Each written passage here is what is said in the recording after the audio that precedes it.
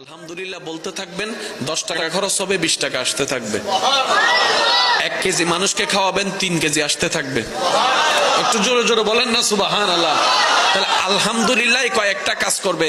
আলহামদুলিল্লাহ প্রথম কাজ করবে, আপনার ব্রেইন থেকে টেনশন দূর করে দিবে। আলহামদুলিল্লাহ আপনার মনের মধ্যে প্রশান্তি এনে দিবে। আলহামদুলিল্লাহ আপনাকে দুশ্চিন্তা থেকে বাঁচাই দিবে। আলহামদুলিল্লাহ আল্লাহর প্রতি আপনার দিলের ভালোবাসা বাড়াই দিবে।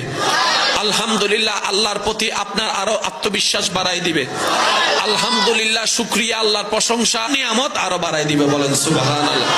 লাভ কি একটা না অনেকটা? জোরে বলেন, লাভ কি একটা না অনেকটা? তাহলে আলহামদুলিল্লাহর ভিতর লাভ আছে না নাই? আস্তাগফিরুল্লাহর ভিতর লাভ আছে না নাই? কিন্তু নিতে জানি নাই, ব্যর্থতা আমাদের। দেনেওয়ালা দিয়ে রেখেছেন, আমরা নিতে জানি নাই, নেওয়ার জন্য আগ্রহ করি নাই। আপনি সব বাদ দেন না।